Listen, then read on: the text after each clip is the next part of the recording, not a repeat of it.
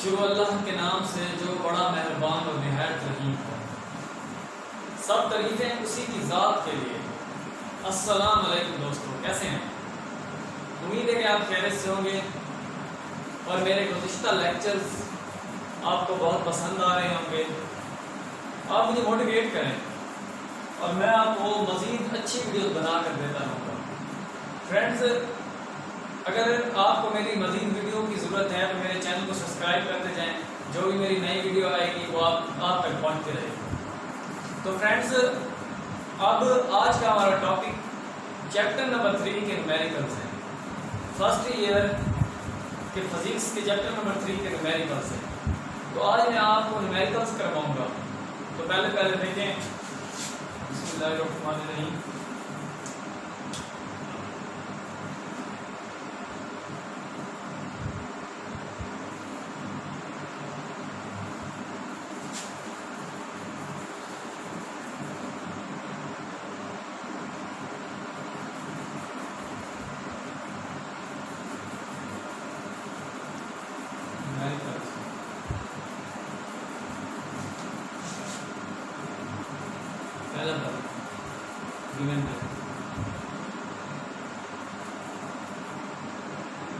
तो मैं आपको बुक से स्टेटमेंट पढ़ के उसका गिवन डाटा लिख कर सॉल्व खुद कराऊंगा। देखिए, मैं बुक से देखें पहला कलम न्यूमेरिकल। बिस्मिल्लाह करते हैं। आप इसका मैं आपको स्टेटमेंट पढ़ाता हूँ। पहले स्टेटमेंट को अच्छी तरीके से समझें, क्योंकि स्टेटमेंट में ही इसका आंसर मौजूद होता है। अगर आप इसकी स्टेटमेंट को गौर से पढ़ते हैं तो आपके पास इसका आंसर निकालने के चांसेस बढ़ जाते हैं। चलो इसकी स्टेटमेंट पढ़ते हैं। A helicopter is ascending vertically at the rate of 19.6 metre second. एक हेलीकॉप्टर है, वो वर्टिकली जा रहा है 19.6 सेंटीमीटर की स्पीड से।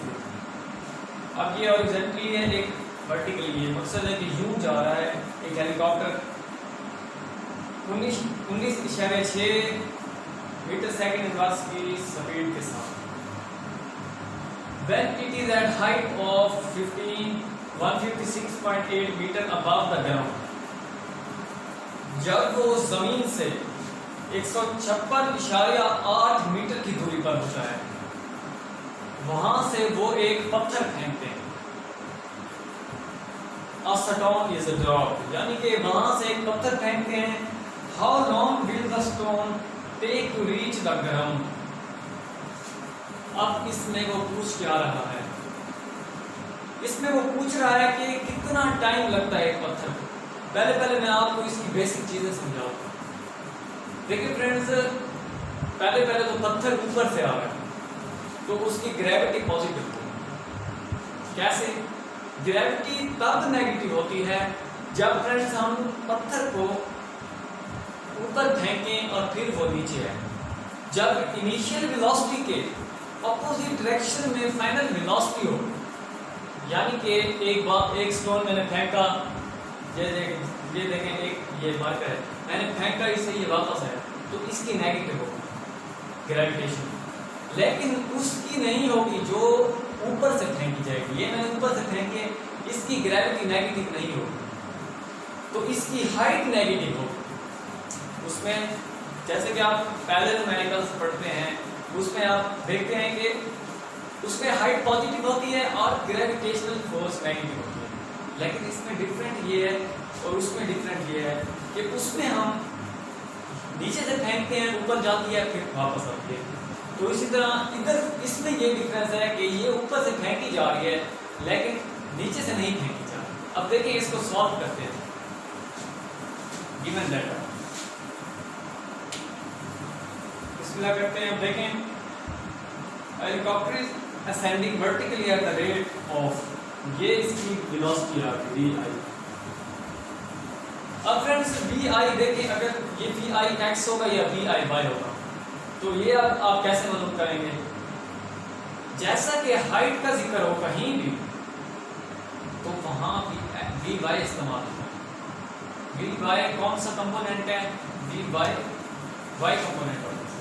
अब देखें फ्रेंड्स ये यूं जा रही है, अगर यूं जा रही होती कोई चीज तो तब हम x लेते, यूं जा रही है तो इसका मतलब है कि हम y लेंगे, क्योंकि हाइट को शो करता है। vi x is equal to कितनी है,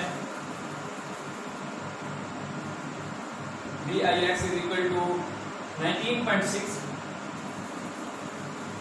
मीटर सेकेंड इनवर्स। तो ये हो गई इसकी इनिशियल वेलोसिटी।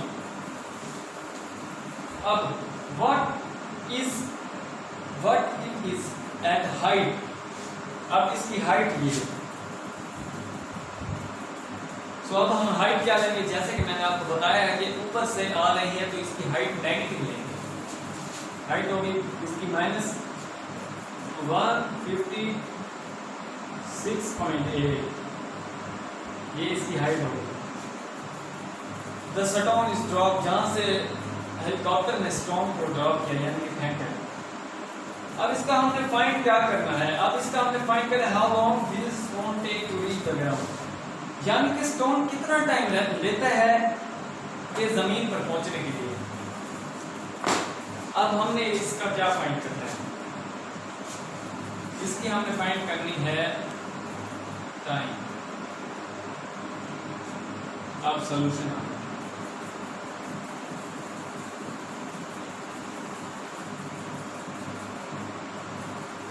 जैसे कि आपको पता है हाइट का फॉर्मूला जब ग्रेविटेशनली हम लेते हैं तो उसमें होता है VIT, क्योंकि इधर VI मौजूद है, T हमारे पास मालूम करना है, H हमारे पास मालूम है और G की वैल्यू यानी कि वो तो आप सबको पता होगा क्या होगा।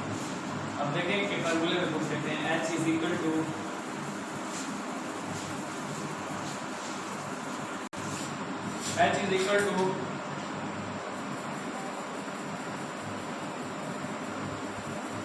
VIT plus 1/2 G is। देखिए आप इसमें हाइट की वैल्यू पुट करते हैं, इनिशियल वेलोसिटी हाइट के लिहाज से यानी VI पुट करते हैं, और इसके अब हम G की वैल्यू भी हमारे पास है उसको पुट करते हैं और देखते हैं बात सकते। तो चलिए पुट करें, आप देखें H हमारे पास है -156.8 इक्वल टू VI बाय है, हाइट के लिहाज से हमेशा VI बाय होगा 19.6, ये पॉइंट है। T की वैल्यू हमने मालूम करके T वैसे आएगा प्लस 1/2 G की वैल्यू हमारे पास 9.8। माइनस में लिखेंगे, इसकी रीजन मैं आपको इस न्यूमेरिकल में बता चुका हूँ कि जो चीज ऊपर से फेंकी जा रही है तो उसकी वैल्यू इसकी ग्रेविटेशन की नेगेटिव नहीं होगी, लेकिन उसकी होगी जो नीचे से फेंकी जा रही है और ऊपर आ रही है फिर नीचे आ रही है। अब देखें कि इसकी अब देखेंगे -156.8 is equal to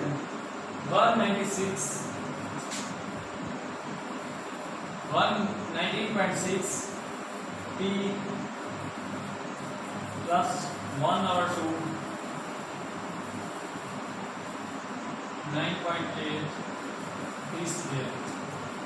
अब ये इससे कट जाएगा 4, इधर 1 बचेगा 4.9, 156.8 equal to 19.6 T plus 4.9 T square. तो फ्रेंड्स ये इधर माइनस हो रहा है तो उस तरफ जाके पॉजिटिव हो जाएगा। कैसे होगा, 196 T इधर पहले स्क्वायर वाला लिखते हैं 4.9 T स्क्वायर प्लस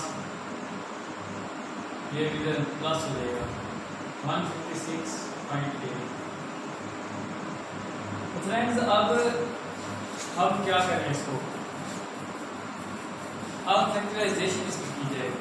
अब फैक्टराइजेशन करते हैं, देखें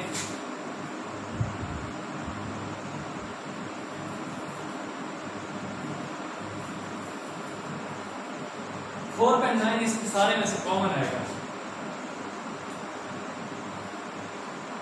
d स्क्वायर प्लस 4 4 16 4 4 16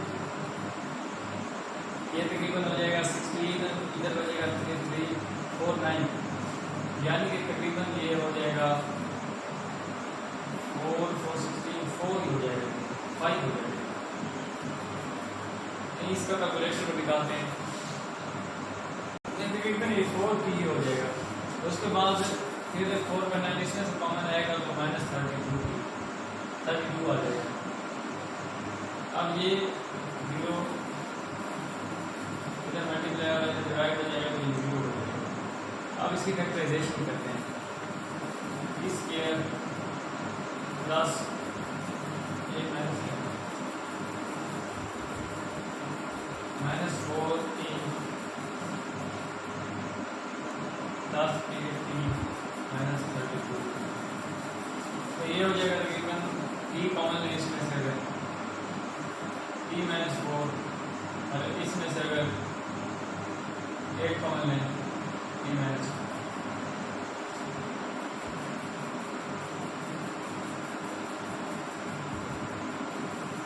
ये हो जाएगा d प्लस पॉजिटिव है, पॉजिटिव हो जाएगा। इसी तरह माइनस 1 पॉजिटिव हो जाएगा, d माइनस 8 d प्लस 4 ये पॉजिटिव है, रूल कैंसिल। अब देखेंगे d is equal to 8 d is equal to minus 2। जैसे कि आपको पता है कि टाइम नेगेटिव में नहीं होता, तो इसलिए हम 4 वाला नहीं लिखेंगे, 8 वाला लिखेंगे। Time is equal to 8। सोचो हेलीकॉप्टर जो 156 पॉइंट कुछ की ऊंचाई से स्टोन को फेंक रहा था, उसको जमीन पर आते हुए 8 सेकंड लगे। तो देखिए अब हमारा दूसरा न्यूमेरिकल है, चलें तो अब इसको रेस करते हैं, उसके बाद हमारा अगला न्यूमेरिकल होगा।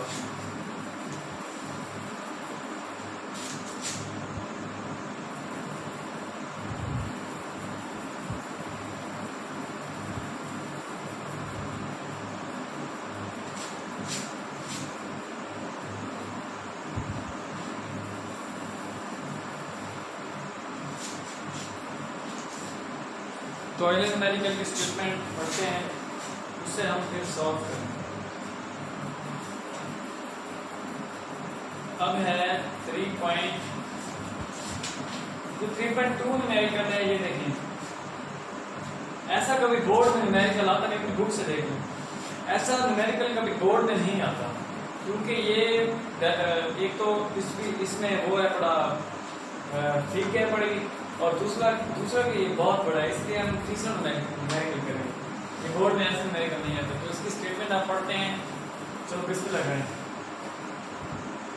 A proton moving with speed of 1 multiplied by 10 raised power 7 meter second passes through a 0.020 centimeter thick sheet of paper and emerges with the speed of 2.0 multiplied by 10 raised 6, assuming uniform deceleration, find retardation and time taken to pass through rotation। तो इस statement को पढ़ें, इसी statement में इसका answer मौजूद है। यही स्टेटमेंट हमें बताएगी कि हमने क्या फाइंड करना है और हमें क्या क्या दिया गया है।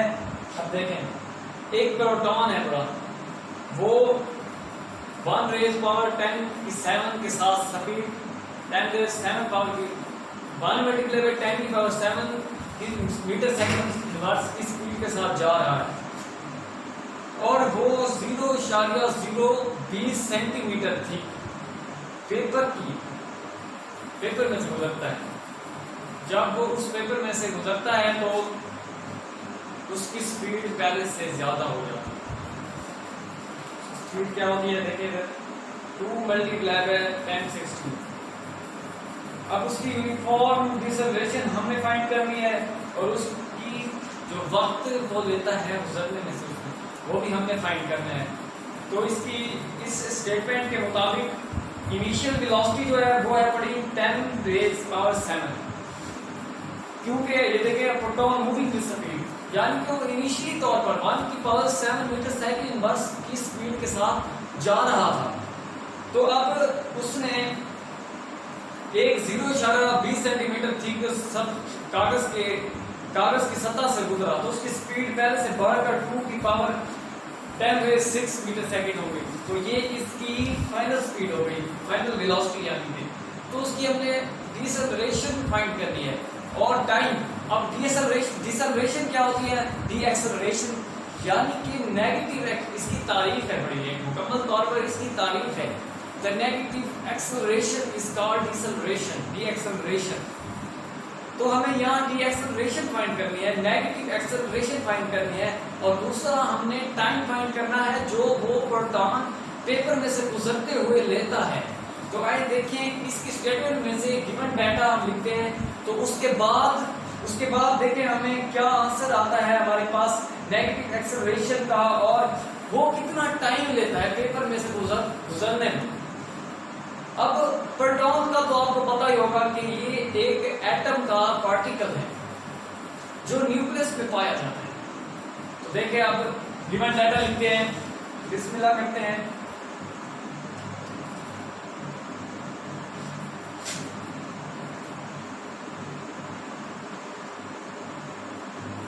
Given data, A proton moving is speed of ये इनिशियल वेलोसिटी जैसे कि अभी आपको बता चुके हैं vi 1 मल्टीप्लाई 10⁻7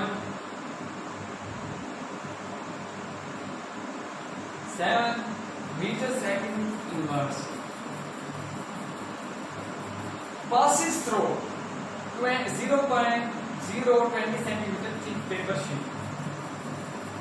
अब ये डिस्टेंस कवर करता है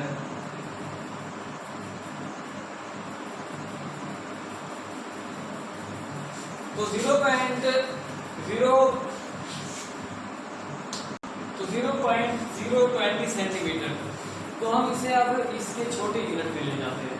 तो friend 0.020 centimetre is equal to, तकरीबन सेंटीमीटर की जगह पर हम 2 जीरो लगाएंगे माइनस के, देखें हम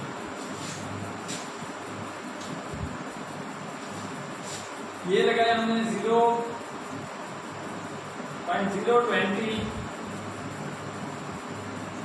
मीटर मल्टीप्लाई बाय 10 बेस, इस तरह कर लें 10 बेस -2 मीटर। तो ये हो जाएगा तकरीबन 0.020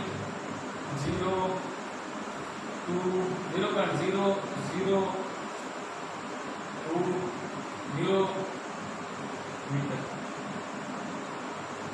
ये 0.02 मीटर तकरीबन, ये इतना हो जाएगा। तो अब इतना वो यानी कि डिस्टेंस कवर करता है।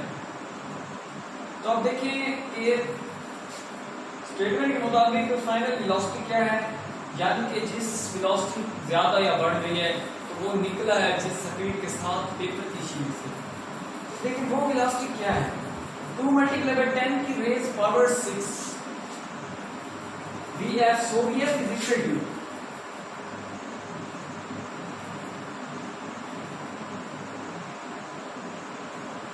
2 raised by 10 की पावर 6 है मीटर सेकंड इनवर्स। तो हमें अब इसकी डीएक्सेलरेशन फाइंड करनी है और टाइम फाइंड करना है। डीएक्सेलरेशन क्या चीज है? Negative acceleration is called deceleration. तो फ्रेंड्स देखें फार्मूला इसमें पुट करते हैं, सॉल्यूशन 2as ये है बड़ी 2s bf square minus V L square. ये फॉर्मूला आपने 9th में third equation of motion, 9th का तकरीबन चैप्टर है, दूसरा है यार या फिर तीसरा है, दूसरा चैप्टर है तकरीबन, उसमें आपने पढ़ा होगा थर्ड इक्वेशन ऑफ मोशन। तो उसमें हम ये वाला फार्मूला डिराइव होता है। तो इस फार्मूले में अब हम वैल्यूज पुट करते हैं, तो देखते हैं कि हमारे पास क्या आंसर आता है। तो फ्रेंड्स देखें कि अब वैल्यूज में पुट करने जा रहा हूं। 2a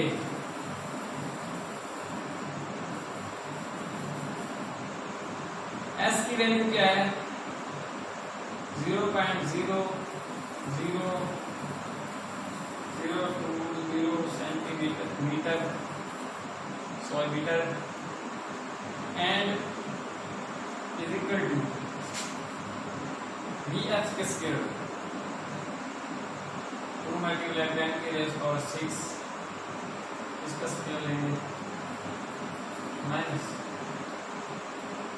इनिशियल वेलोसिटी का स्क्वायर ले लिया 1 मल्टीप्लाई बाय 10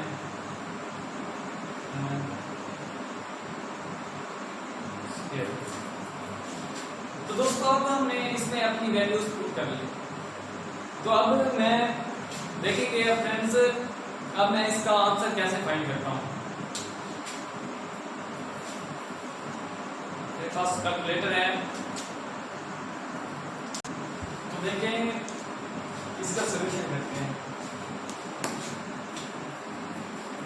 इस तरह कर लेंगे, इससे 2 एक उधर ले इस 2 ये देखेंगे 20 है तो ये हो जाएगा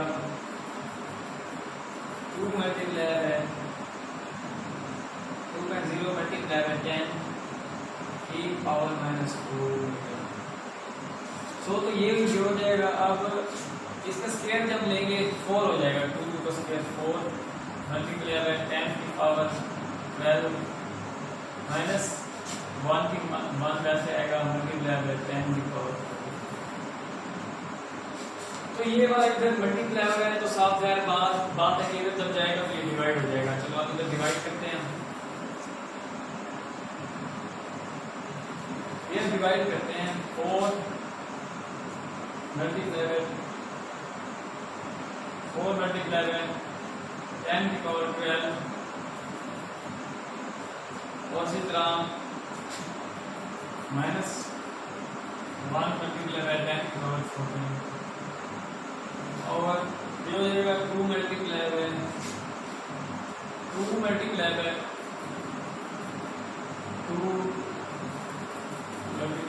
की power -2।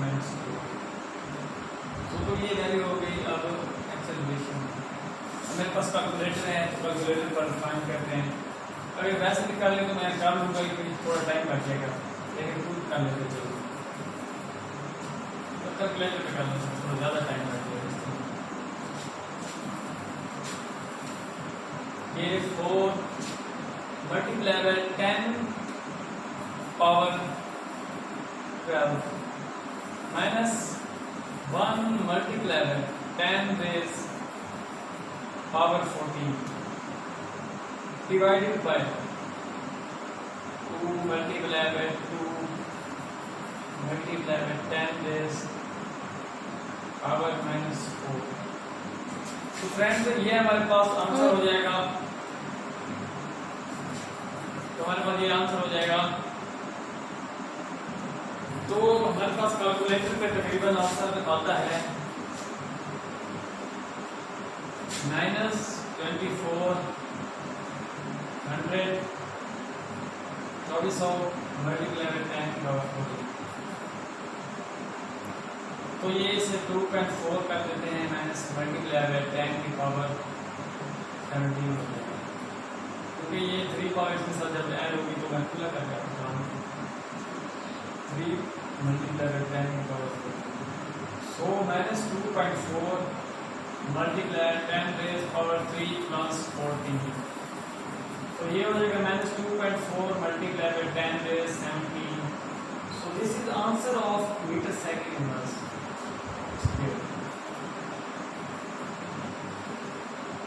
So this is answer of acceleration.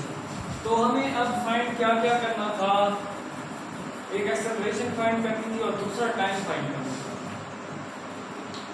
अब टाइम का फार्मूला आपको मैं बताता हूँ कि t is equal to V F square minus T, जैसे एक्सेलरेशन का फार्मूला है a is equal to V F minus T I और टी। तो यानी कि t नीचे से डिवाइड हो रहा है तो मल्टीप्लाई हो जाएगा, जब a उधर मल्टीप्लाई होगा इधर डिवाइड हो जाएगा। तो अब t is equal to V F minus V I और टी, ये फार्मूला बन जाएगा। इसमें रेस कर दूं,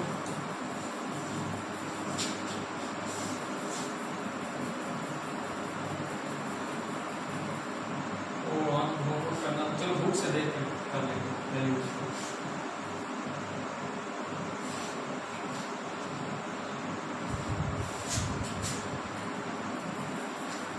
फॉर्मूला बन जाएगा t is equal to V F minus V I. अब वी एफ की पहले बुक से देख लेते हैं, क्योंकि मैंने रेस करनी भूल थी यहाँ से।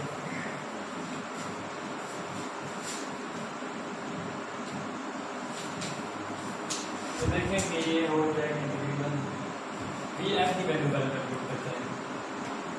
तो वी एफ की वैल्यू है 2 मल्टीप्लाई बाय 10 की पावर 6,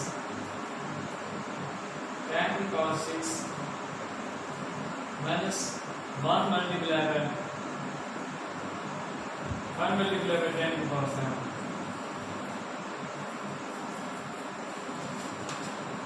तो एक्सेलरेशन हमने इधर फाइंड कर दिया है, ये एक्सेलरेशन की वैल्यू यहाँ पुट करते हैं।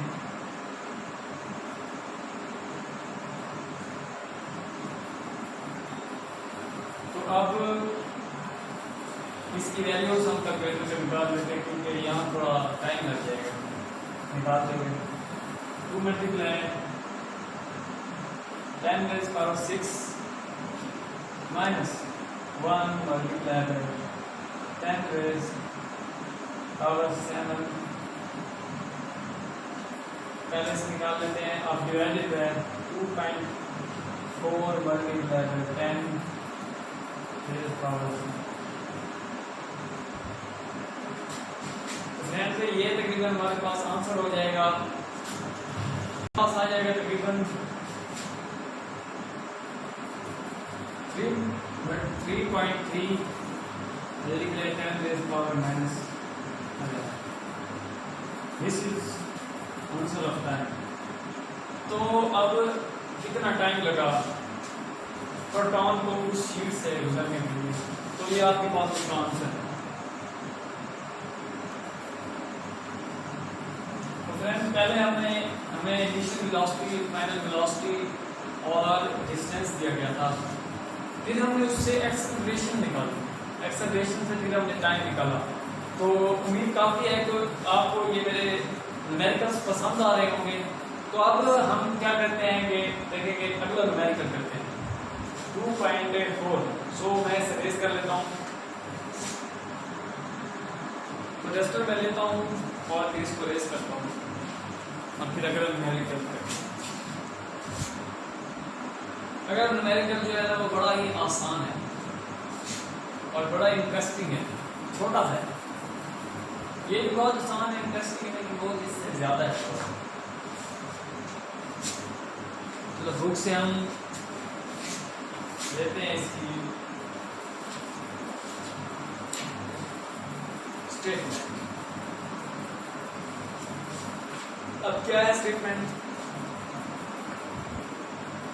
3.4 two masses of M1 and M2 are initially at rest।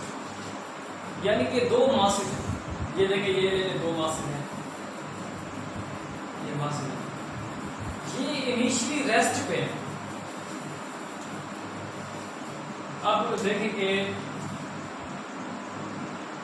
Spring compressed between है, यानी इधर फिट बनानी पड़ेगी।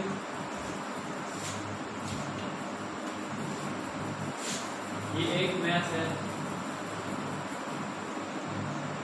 तो बड़ा कनेक्ट करते हैं। ये एक मैथ है, ये स्प्रिंग है,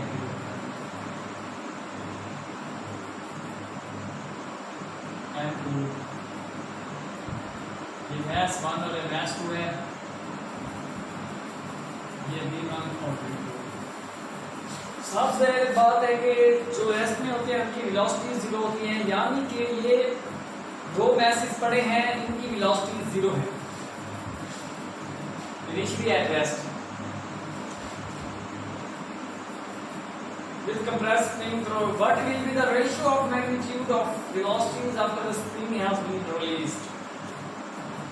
तो ये अब उनकी रेशियो जब वेलोसिटीज की निकालेंगे जब स्प्रिंग कंप्रेस होता है, यानी आप देखेंगे ये पहले मास 1 ये अब कंप्रेस हो गए हैं, यानी कि वेलोसिटीज में आ गए, मोशन में आ गई, ये वो करीब आ जाएंगे जब स्प्रिंग होंगे। तो ये M1, M2, V1 प्राइम और V2। आपको इस बात का इल्म होगा कि after the collision velocities V1 prime और V2 होती है। So according to law of conservation of momentum,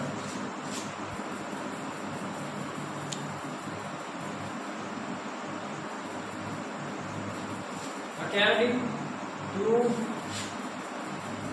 law of conservation of momentum,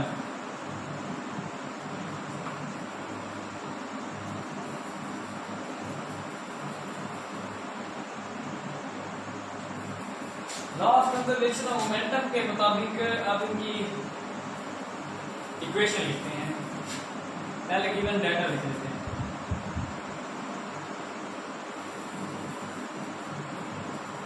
M1 mass of object 1, mass of body 1 is equal to M1, इसी तरह mass of body 2 is equal to M2, then mass of velocity of M1 is equal to 0 before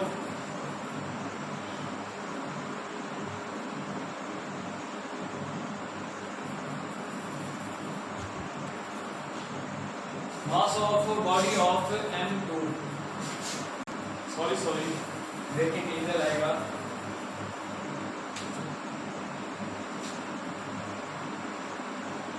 initial velocity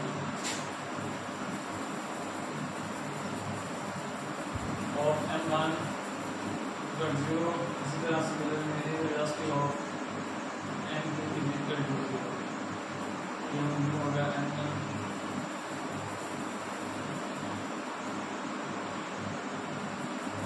तो अब पहले 0 है, इसको छोड़ेंगे तो ये मोशन में आ जाएंगे। जब ये मोशन में आएंगे तो इनकी वेलोसिटी V1 प्राइम और V2 प्राइम हो जाएगी। तो according to law of conservation of momentum, M1 V1 plus M2 V2, M1 V1 prime plus M2 V2।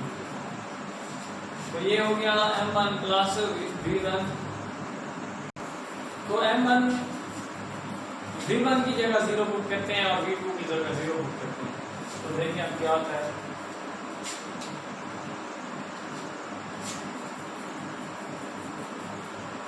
Zero plus M2 V2 0 equal to M1 V1 prime plus M2 V2।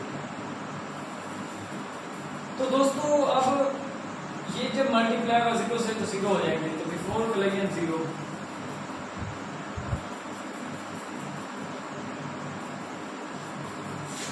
तो हमने इसमें find क्या करना था? तो हमने इसमें find जो करना था वो है रेशियो ऑफ वेलोसिटीज। जो प्राइम वाली वेलोसिटीज हैं इनकी रेशियो फाइंड करनी थी हमें। तो अब उनकी रेशियो कैसे फाइंड करेंगे, अब देखें कैसे करते हैं। ये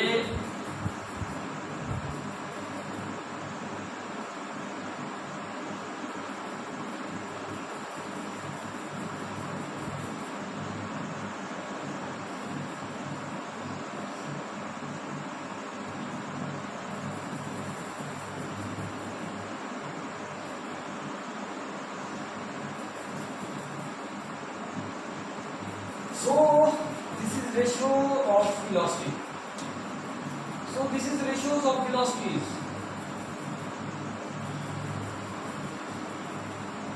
यानी कि ये मैसेज थे 0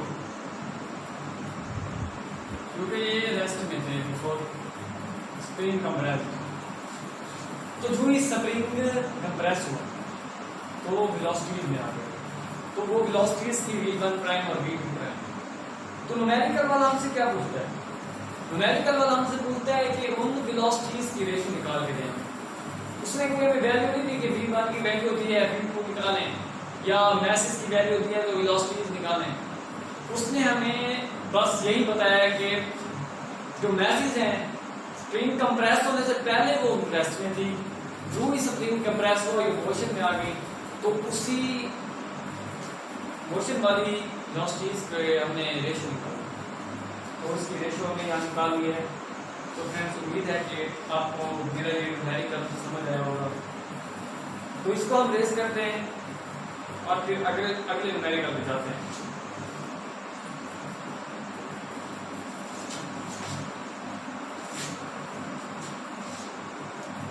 उम्मीद है कि आपको ये समझ आ रही होगी।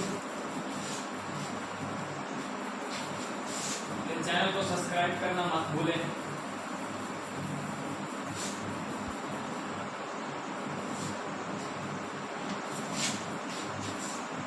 तो फ्रेंड्स तो देखिए कि मैं कितनी मेहनत कर रहा हूँ। मैं एक स्टूडेंट हूँ और मैं अपने आप को मोटिवेट कर रहा हूँ, और मेरी उम्र के जितने भी लड़के हैं वो मुझे देखकर वो खुद मोटिवेट हो रहे हैं। तो देखिए कि मैं एक स्टूडेंट हूँ, मेरे पास जो नॉलेज है उसमें बेशक मैं ये नहीं कहता कि मैं बिल्कुल परफेक्ट कह रहा हूँ, मेरे में बहुत सारी गलतियाँ हैं, आप कमेंट्स में बता सकते हैं मुझे। तो मुझे उम्मीद है कि आप भी मेरी तरह बनने की कोशिश करेंगे। तो दोस्तों आप मुझसे भी अच्छा पढ़ा सकते होंगे, बहुत सारे दोस्त मुझसे भी अच्छा पढ़ा सकते होंगे, ये नहीं है कि मैं अच्छा पढ़ा सकता हूँ, आप भी कोशिश करें, लेकिन मेरी वीडियोस को सब्सक्राइब करें ताकि मैं मोटिवेट हूँ। तो दोस्तों अब जैसे कि हमने 3-4 न्यूमेरिकल कर चुके हैं, तो अगला हमारा न्यूमेरिकल है। तो मैं बुक से उसका गिवन डाटा लिखता हूँ। जब गिवन डाटा में लिख लूंगा तो फिर उसके बाद मैं न्यूमेरिकल खुद सॉल्व करूंगा। तो देखें बुक मेरे पास है, बिस्मिल्लाह करते हैं शुरू अल्लाह के नाम से जो बड़ा मेहरबान और निहायत रहीम है। दोस्तों नमाज भी 5 वक्त, एक एडवाइस करता हूँ, नमाज भी 5 वक्त की अदा करें, क्योंकि इंसान की कामयाबी नमाज में भी है। तो देखें अब न्यूमेरिकल नंबर 3.5। अब इसकी स्टेटमेंट हमें क्या कहती है? एन एमोवा यानी कि ये माइक्रो ऑर्गेनिज्म है of mass 1 multiplied by 10⁻12 kilogram, यानी कि उसका 1 मल्टीप्लाई बाय 10⁻12 kg उसका वजन है। माइक्रो ऑर्गेनिज्म है, propels itself through water by blowing a jet of water through a heavy office, यानी कि उस वाटर के जेट में से उगलते हुए। तो amoeba ejects water with the speed of 1 multiplied by 10⁻⁻⁴ metre per second inverse. तो उसकी स्पीड इतनी है कि वो इस रफ्तार के साथ निकल रही है। And the rate of 1 multiply by rate of mass 1 multiply by 10⁻13 kilogram metre per second inverse. Assume that the water is being continuously replenished so that the mass of amoeba remains the same. What would be the acceleration of amoeba if there were no force on the amoeba other than the reaction force caused by the emerging jet? What would be the force surrounding the water exclusively of jet on the amoeba if it moves with constant velocity? Throw water. तो दोस्तों अब क्या मालूम करना है, क्या दिया गया है हमें? हमें एक तो मैथ दिया गया है और हमें दूसरा क्या दिया गया है? हमें दिया गया है force due to water flow. अब ये हमारी इंटेलिजेंस को चेक करने का लिए है। हमें force due to water flow से क्या मालूम करना है, और फिर हमें मास दिया गया है। अब हमें क्या फाइंड करनी है, देखेंगे friends, force surrounding the water. तो फोर्स का फॉर्मूला है F = ma। तो हमारे पास क्या नहीं है और क्या है, हमारे पास फोर्स नहीं है, मैस है। तो हम मैस कैसे निकालेंगे, फोर्स कैसे निकालेंगे, force due to water flow से। तो गिवन डाटा, चलो गिवन डाटा लिखते हैं।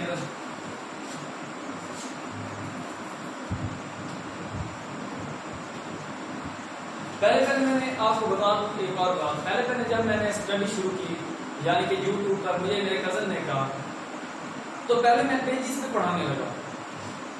उस पेजेस पे पढ़ा के देखे, अब मैंने व्हाइट बोर्ड लगाया है, अब इस व्हाइट बोर्ड पे समझा रहा हूँ। तो आप भी कोशिश करें, यूं काम करें, इससे हमारे कंसेप्ट भी क्लियर होंगे, हमारी टीचिंग, कल को हम कहीं टीचिंग करनी पड़े।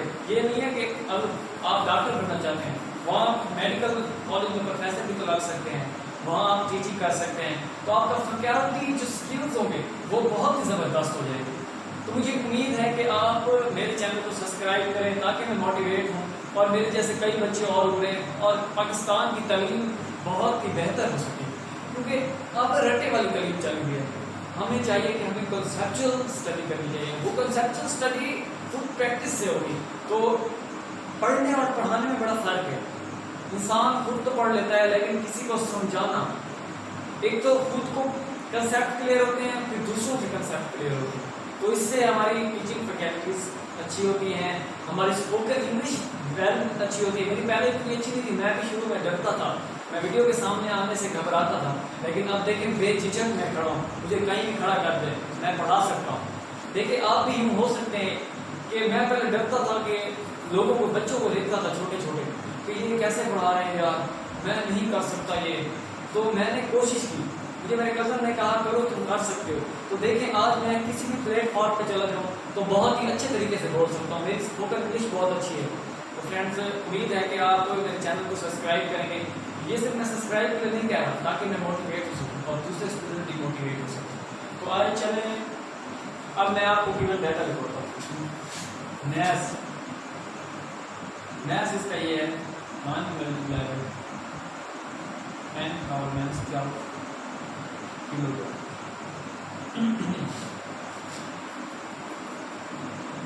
Propels itself through water by blowing a jet water through a tiny or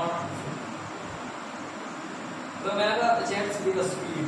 अब हमारे पास स्पीड आ गई, वेलोसिटी है। स्पीड उसकी कितनी है, स्पीड ऑफ 1 × 10⁻⁴ मीटर/सेकंड। तो ये हमारे पास स्पीड का देखिए फ्रेंड्स, एट रेट यानी कि किलोग्राम कर दिया गया है और नीचे टाइम दिया गया, यानी n/t =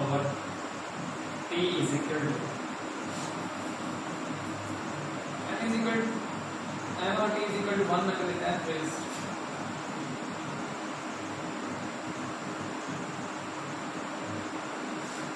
reverse।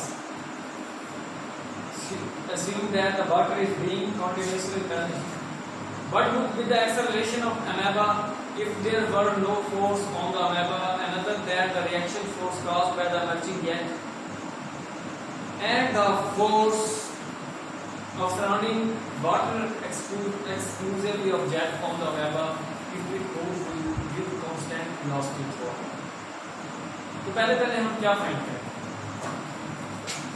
तो पहले हम दोस्तों फाइंड करते हैं इसमें। तो देखें क्या फोर्स फाइंड करते हैं। ये आपकी फैकल्टी को चेक करने, यानी फैकल्टी नहीं, फैकल्टी को क्वालिटी को चेक करने, समझने की क्वालिटी को चेक करने का एक अच्छा टेस्ट है। तो अब आपका एक टेस्ट लेता हूँ। फोर्स का वैसे सबको फार्मूला होता है फिजिकल टाइम में, लेकिन आप force due to water flow इस चैप्टर में पढ़ चुके हैं, तो उसका फार्मूला भी आप मान लीजिए। देखें अब मैंने आपको हिंट भी दे दिया है कि force due to water flow के जरिए भी हो सकते हैं। हमें फोर्स फाइंड करना है, F = फॉर्मूला है हमारे पास। हमने एक्सेलरेशन मालूम करनी है, हमारे पास मास है बड़ा, हमारे पास वेलोसिटी है, हमारे पास m और t है। तो हम फोर्स कैसे फाइंड करेंगे? फोर्स तो फाइंड नहीं हो सकती क्योंकि पहले गुम होती है एक्सेलरेशन की। अब देखें कैसे करेंगे, सोचें सोचें। ये होगा इस फार्मूले से, ये force due to water flow वाला है। ये देखें F is equal to m और t मल्टीप्लाई डॉट m और t हमारे पास दिया गया है 1 मल्टीप्लाई बाय 10 की पावर -13 डॉट v हमारे पास नहीं दिया गया है।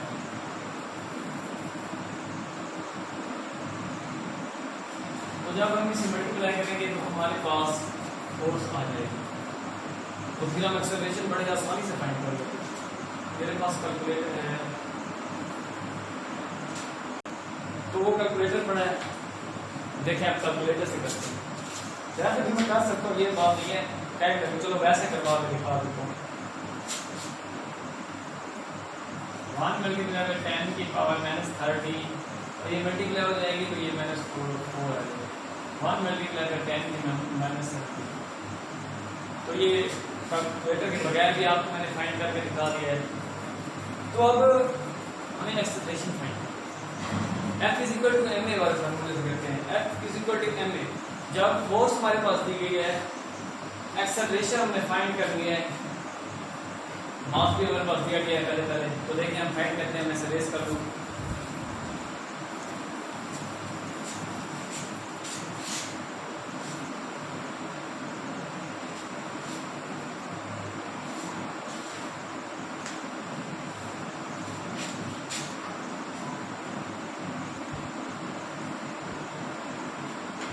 F is equal to ma वाले फॉर्मूले में पहले पुट करते हैं। फोर्स जो हमने निकाली थी 1 की पावर -17,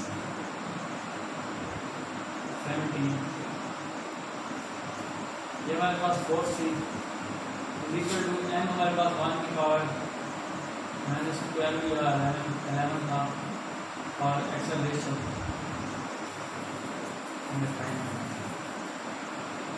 तो ये जब मल्टीप्लाई हो इधर डिवाइड हो जाएगा। 1 मल्टीप्लाई 10 की पावर -17 मल्टीप्लाई 10 की पावर 10 की पावर -11।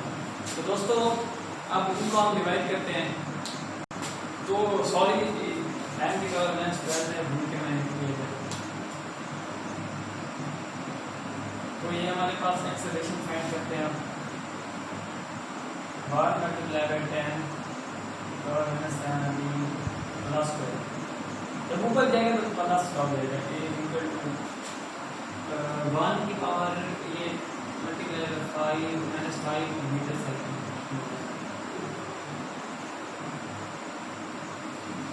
तो ये हमारे पास एक्सेलरेशन फाइंड तो था ना, ये बहुत ही इंटरेस्टिंग न्यूमेरिकल।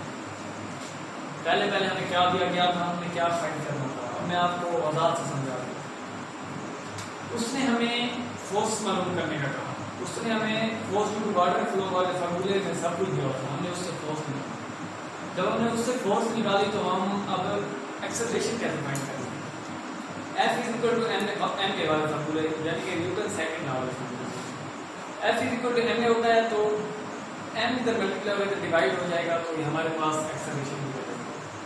तो उम्मीद है कि ये भी न्यूमेरिकल आपको अच्छा लगा होगा, इंटरेस्टिंग न्यूमेरिकल है, तो आपको समझ भी आएगी। तो उम्मीद है कि आप भी बहुत गौर से समझे। अगर आप कोशिश नहीं करेंगे तो मैं जितना भी समझाता हूँ तो आपकी समझ नहीं आएगी। तो इसमें मैं भी अपनी फुल मेहनत कर रहा हूँ और आप फुल मेहनत करें, ताकि हम इकट्ठे आगे बढ़ सकें। अब मेरे YouTube चैनल पर आप सर्च करें उस्मान गनी, चैप्टर नंबर 2 के सारे न्यूमेरिकल्स, चैप्टर नंबर 3 के सारे न्यूमेरिकल, चैप्टर नंबर 3 के भी आधे न्यूमेरिकल्स में, चैप्टर नंबर 2 के सारे टॉपिक्स, चैप्टर नंबर 3 के सारे टॉपिक्स, और इसके अलावा अभी एक्सरसाइज वाले जो शॉर्ट क्वेश्चन बचे हुए ना, 1-2 टॉपिक अंदर से भी बचा हुआ है, वो इकट्ठे मैं सारे करूँगा। तो इसका मतलब है कि मेरे फर्स्ट ईयर फिजिक्स के चैप्टर नंबर 1, चैप्टर नंबर 2 और चैप्टर नंबर 3 कम्प्लीटली अवेलेबल है। तो आप अगर कोई भी न्यूमेरिकल आपको समझ नहीं आ रही हो, ये मैं नहीं कह रहा कि आप मेरी समझे, अगर ना आ रही हो तो मेरे चैनल पे देख रहे हैं आपको समझ आ जाएगी इंशाल्लाह भी काफ़ी। तो हमारे ये न्यूमेरिकल हो गए, अब हम अगला न्यूमेरिकल करते हैं। तो मैं इसे अब रेज करता हूँ, फिर इधर गिवन डाटा बुक से देख के स्टेटमेंट पढ़ते हैं, तो उसके बाद हम ये आगे न्यूमेरिकल करते हैं। तो अब रेज कर रहे हैं।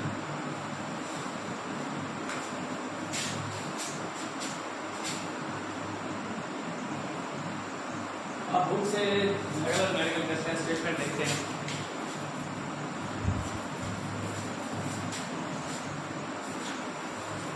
एक घंटा होने वाला है, मुसलसल वीडियो बना रहा हूँ, बड़ा थका हुआ हूँ। तो देखिए मेहनत हो रही है, ऐसे कोई काम नहीं होगा। मेरे साथ साथ अपनी पढ़ाई भी हो रही है, उसकी तैयारी भी हो रही है, मेरे इंशाल्लाह अच्छी बहुत ही अच्छी तैयारी हो रही है। देखिए कि मैं 2 चैप्टर इधर समझाया तो सोचे मुझे कितने आते हैं कि ये मेरा ही फायदा हो रहा है। एक तो मैं पढ़ा रहा हूँ, मेरे कंसेप्ट क्लियर हो रहे हैं, और दूसरा आपको भी कुछ शायद फायदा हो रहा हो, इंशाल्लाह हो रहा होगा, और आगे बहुत अच्छा करना होगा। मेरे चैनल को सब्सक्राइब करते हैं, तो गिवन डाटा लिखते हैं। हमारे पास 3.89 इधर लिखो, अट्रैक्ट वेट। अब एक कट है, उसका वेट है m1 और 3.6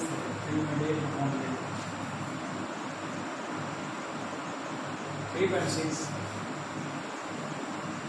A body places a firecracker of usual mass in an empty can of 40 gram mass।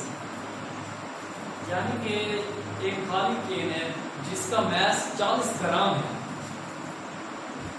जिसका मैस 40 ग्राम है, तो उसे फायर क्रैकर में रखा गया है। He plugs the end with wooden block of mass 200 ग्राम। तो हमारे पास दूसरा मास है बड़ा 200 ग्राम वुडन ब्लॉक का fire. He throws that cane straight up, it explodes at the top of its path if the block shoot at with speed। यानी कि ये block की वेलोसिटी हो गई, how fast will the can be go. तो हमने केन की velocity find करनी है। तो देखिए फ्रेंड्स, अब हम गिवन डाटा लिख लेते हैं। पहले गिवन डाटा लिखते हैं, तो देखिए यहाँ पर लिख रहे हैं गिवन डाटा मास 40 ग्राम। जब इसको हम किलोग्राम में तब्दील करेंगे 40 मल्टीप्लाई 10 और माइनस, तो हमारे पास मास वन हो गया m2 ऑफ है, यानी कि मैस ऑफ, तो हमारे पास mass of wooden block m2 equal to 200 gram. यानी कि जब इसे किलोग्राम में करेंगे तो फिर ये 10⁻³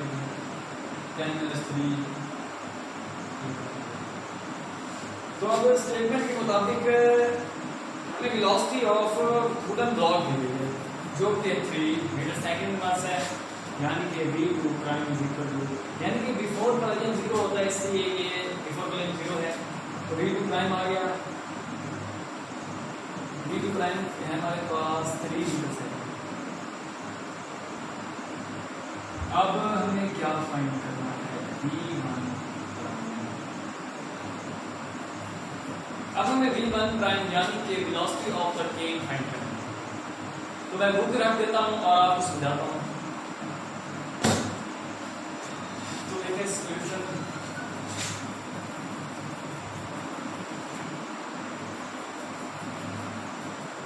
तो हमारे पास अब सॉल्यूशन है बड़ा। अब according to law of conservation of momentum,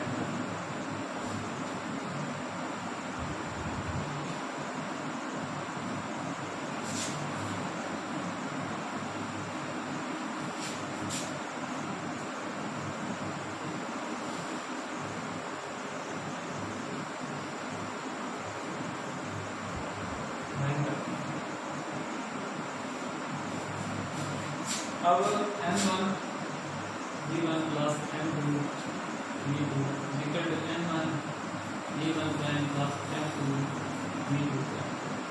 So before collision ये वेलोसिटी जीरो होती है, तो बिफोर collision के ये जीरो हो जाएगा, equal to m1 v1 prime plus m2 v2. अब हम फाइंड क्या करना है, हमें फाइंड करना है v1 prime, ये v1 prime है. So v1 prime is equal to, ये इधर ले आएंगे क्लास को, तो इस तरह कर लेते हैं पहले, minus m2 v2 is equal to m1 v1 prime, और ये m1 इधर मल्टीप्लाई और इधर डिवाइड हो जाएगा, m2 v2 prime बटा m1. तो ये अब v1 प्राइम में पहले फाइंड करते हैं. अब पहले पुट कर लेते हैं, किधर पुट करें, उधर आप पुट करें, जगह नहीं है, मेरे भी नहीं कर सकते क्योंकि ये वैल्यूज हमारे पास नहीं है. तो put these values in this equation. m2 200 gram, m2 200 gram v2, take it a second.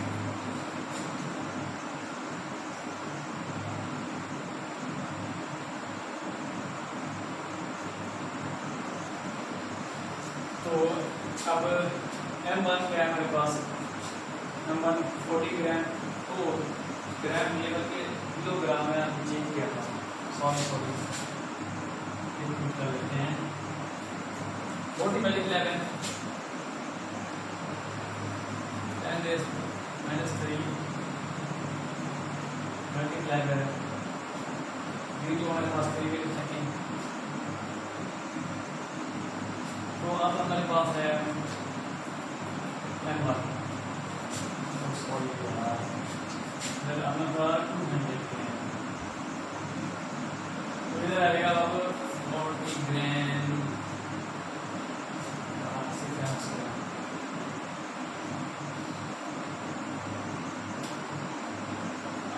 तो 40 ग्राम आना था, तो ये 40 ग्राम हो गया.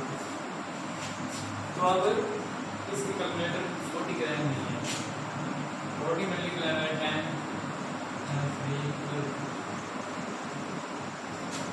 तो अब कैलकुलेटर पर इसकी हम वैल्यू निकालते हैं. कैसे, तो बस ये भी कैलकुलेटर है.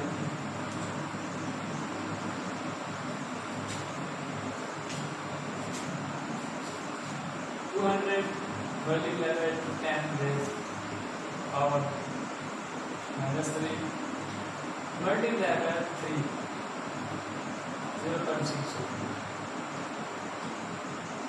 divided by 40 multiply by 10 raised power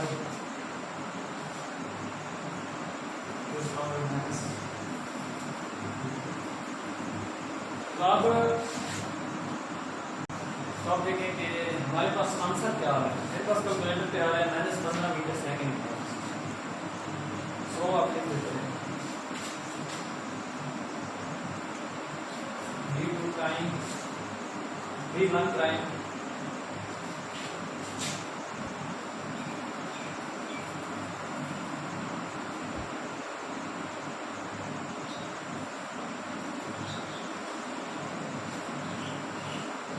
ये हमारे पास आ गई वैल्यू v1 प्राइम की. तो v1 प्राइम की वैल्यू हमने निकाल ली है. तो फ्रेंड्स ये न्यूमेरिकल बहुत ही मजेदार है, लेकिन अक्सर बेशतर लोग इसमें गलती कर जाते हैं. अब हम गलती क्या करते हैं, अब वो इसमें ज्यादातर गलती कर जाते हैं कि फार्मूला का उपयोग करते हैं. वो कहते हैं कि यार m1 तो है नहीं, m2 भी नहीं है, हमने फाइंड क्या करना है, हमें क्या करना है. जब स्टेटमेंट पर टेबल तो बड़ा आसान लग रहा है ना, मैंने रिजेक्ट कर दिया. उधर वो लिखते हैं कि मास ऑफ गेन है, उन्हें ये नहीं पता कि according to law of conservation of momentum के बिफोर कलेजन, यानी कि कलेजन से पहले मोमेंटम जीरो होता है, उन्हें ये नहीं पता होता. इसी वजह से वो फार्मूला से पूरी नहीं कर सकते। वो M1 V1 कुछ और पुट कर देते हैं, V2 कुछ और पुट कर देते हैं, तो बस इसी तरह न्यूमेरिकल गलत कर देते हैं। इतना मुश्किल नहीं है। वैसे मैं कह रहा हूँ कि बच्चे कुछ कंफ्यूज हो जाते हैं, जो मेरा नुक्ता नजर है। हर किसी की सोच अपनी अपनी होती है। जो मेरी सोच है, जितना कि मैंने लोगों को देखा, तो उम्मीद है कि आप इसकी वैल्यू गलत नहीं पुट करेंगे और इसे गलत नहीं करेंगे। तो देखें आप पहले मैथ्स 1 है हमारे पास, जब before according to law of conservation of momentum, तो पहले हमारे पास 0 हो जाता है जो सब कुछ होता है। तो अब M1 है हमारे पास, ये M2 भी हमारे पास है। बच्चे कुछ M2 की जगह M1 लिख देते हैं, इसी तरह गलती कर देते हैं। इसमें थोड़ा एहतियात करना, और उम्मीद है कि आप इसको गलत नहीं करेंगे। तो ये फार्मूला देखें M1 M2 V2 प्राइम, कुछ यूं करते हैं डायरेक्ट रट्टा लगाया हुआ है कि वो कहते हैं M1 दिया हुआ है, M2 दिया हुआ है, एक और वेलोसिटी को डायरेक्ट V1 लगा देते हैं। वो ये नहीं सोचते कि ये V2 है, बड़ी V1 नहीं है। चेन की वेलोसिटी हमने फाइंड करनी। तो अब हम चेन की वेलोसिटी फाइंड करने के लिए ये वाला फार्मूला इधर ले आते हैं, माइनस का हो जाता है। ये -15/2 के, देखिए कुछ से गलती हो गई है, ये माइनस ये इधर, देखिए इसी तरह छोटी छोटी गलतियां हो जाती हैं। तो माइनस इधर ले आएंगे, जब माइनस का हो जाएगा तब डिवाइड करेंगे। जब डिवाइड करेंगे V1 प्राइम की वैल्यू इसमें पुट करने से तो हमारे पास आ जाएगा law of conservation of momentum. तो friends, law of conservation of momentum क्या है? उसी की डेफिनेशन से तो ये है total momentum of the system, isolated system, यानी कि आइसोलेटेड सिस्टम का total momentum before and after collision remains constant. जिस वजह से हम बिफोर कोलिजन वाली रेस्ट में होती है, इसके हम उसे 0 में पुट करते हैं। यानी कि ये बात रेस्ट में है तो इसका क्या वेलोसिटी कुछ नहीं होगी, साफ जाहिर बात है। तो इसी तरह मैथ्स 1 M2 V1, M1 तो होता है, M2 भी होता है, लेकिन V1 और V2 0 होता है। इसलिए V1 और M1 V1 जब मल्टीप्लाई हो तो ये सारा 0 हो जाता है, और M1 V1 plus M2 V2 ये सारा बिफोर कोलिजन वाला 0 हो जाता है। तो उम्मीद है कि आपको मेरे लेक्चर्स पसंद आ रहे होंगे। मैं इसी तरह मेहनत करता रहूँगा और आप तक मजीद लेक्चर्स पहुँचाता रहूँगा। तो मेरी मेहनत भी देखें और खुद भी बड़े तवज्जो से पढ़ें। समझ आ रही होगी इंशाल्लाह। और इसके बाद अगर आपको समझ नहीं आ रही, फर्ज क्या आपको समझ नहीं आ रही कुछ, तो आप कमेंट सेक्शन में मुझे बता देंगे ये सर, भाई, सर जो भी कह रहे हैं, सर मुझे ये समझ नहीं आ रही, तो मैं आपको बड़ी वजाहत से एक अलग वीडियो बना के भेजूँगा। तो इसी तरह आप कमेंट्स में भी लिख सकते हैं, जो आपको अच्छा लगे तो वो भी लिख सकते हैं कि सर ये आपने, भाई आपने ये अच्छा बनाया। तो उम्मीद है कि आपको मेरे लेक्चर्स पसंद आ रहे होंगे। देन आप न्यूमेरिकल्स हमेशा प्रैक्टिस से होते हैं, ये नहीं है कि बस अब गिवन डाटा से हम करेक्ट कर लेंगे। कुछ गलतियाँ हो जाती, इंटेलिजेंट बच्चे होते हैं, ये बात नहीं है, लेकिन गलतियाँ हो जाती है। इसलिए आप अब एक मशहूर अंग्रेजी कोट है, देखिए एक कोटेशन है, ये मकसद है कि मामूला है, पर practice makes a man perfect. So practice करते रहें, इंशाल्लाह हम भी मेहनत करते रहेंगे, आप भी मेहनत करते रहें और हमारे साथ ताउन करते रहें, हमें सब्सक्राइब करते रहें, तो हमारी मज़ीद वीडियोस भी आप तक पहुँचती रहेंगी। Then for more videos like and subscribe my channel. Thanks.